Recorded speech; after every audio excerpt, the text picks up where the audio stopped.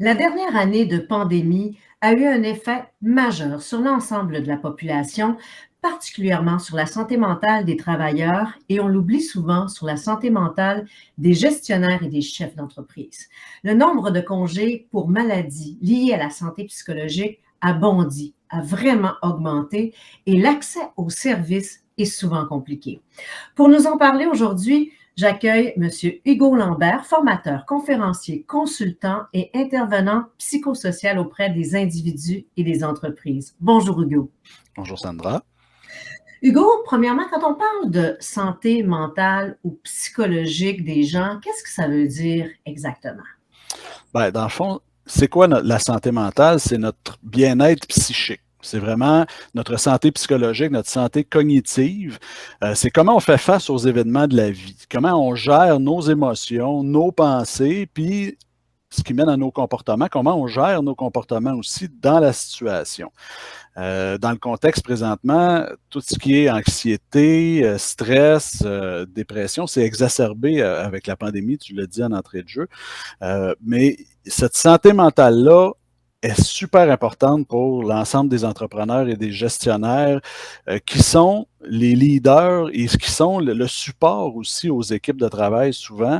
Et puis, on assiste présentement à beaucoup de difficultés là, dans ces axes-là liés à la santé mentale.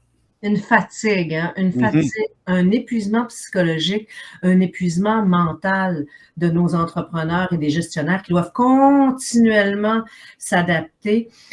Comment on peut les aider, Hugo? Mais dans le fond, il y a plusieurs façons de faire. La façon traditionnelle, c'est vraiment de faire affaire avec des programmes d'aide aux employés, des intervenants individuels, où on réfère nos collègues, nos gens, ou soi-même en suivi individuel. Nous, chez Hugo Lambert et compagnie, ce qu'on a développé comme approche est un peu différent. Et puis, je crois qu'elle est nécessaire aussi. C'est une approche qui est très systémique. On l'a nommé l'approche psychosocio-systémique. Donc, on n'intervient pas seulement auprès de l'individu avec ses enjeux à lui, mais on intervient aussi dans les systèmes dans lesquels il apparaît. Donc, dans l'ensemble de ses sphères de vie. Ici, on a une petite On est un image. gestionnaire, justement, une personne à l'intérieur d'un système, tout est lié, hein? Ben oui, exactement. C'est nos trois sphères de vie principales, c'est le travail, notre vie personnelle et notre famille. Au centre, on a notre bien-être qui, bon, dans chaque sphère, il y a plusieurs éléments qui pourraient provoquer des déséquilibres pour notre santé mentale. Là, je passerai pas au travers l'ensemble des facteurs, mais exemple, est-ce que le travail qu'on fait, ça a du sens en lien avec nos valeurs? Est-ce qu'on a des bonnes relations avec nos collègues? Dans quel contexte on travaille? Et puis, il y a toute la conciliation aussi avec la vie personnelle, la vie de famille. Est-ce que notre travail prend 90% de notre temps et on n'est pas présent dans la famille? Est-ce que au contraire, on est trop dans la famille et pas assez dans le travail. Et puis, il y a tout notre profil de personnes aussi comme individu, comment on gère nos émotions, justement, comment on gère la pression. Et toutes ces sphères-là sont interreliées. Donc, le but n'est pas simplement de travailler avec l'individu, comme je disais, c'est que si au niveau des relations de travail, il y a des enjeux, bien, on peut aller travailler dans le milieu de travail ces enjeux-là pour que la personne se sente encore mieux. Donc, si, par exemple, on est en arrêt de travail, quand on revient, si on revient dans le même contexte, dans les mêmes souliers qu'on avait avec la même ambiance de travail, on risque de rechuter. Donc, c'est un peu cette approche-là qui est même chose au niveau familial. Si on a des problématiques parentales qui jouent sur notre santé mentale, bien, si on les adresse comme il faut à la famille, dans la sphère familiale et personnellement à nous, on a beaucoup plus de chances d'aller mieux. Et on le voit, hein, il y a des drames familiaux qui nous bouleversent depuis le début de la pandémie et qui nous bouleversent toujours encore cette année. Mm-hmm. Malheureusement. L'impact familial a un impact évidemment sur toutes les sphères également. Hugo, qu'est-ce qu'on doit faire en premier? La première chose, si on sent que nous ou des membres de notre équipe ou notre patron, ou si je suis un patron, moi-même, qu'est-ce que je dois faire pour voir des signaux d'alarme?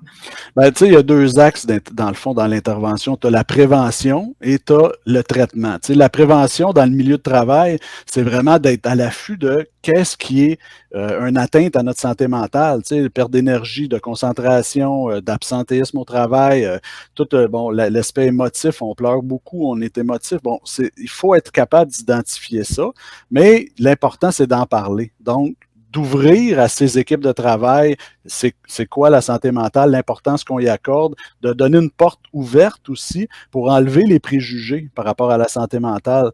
Ultimement, c'est d'aller chercher de l'aide d'un professionnel parce que quand on parle d'anxiété, de dépression, on ne peut pas y arriver nécessairement toujours seul. Là.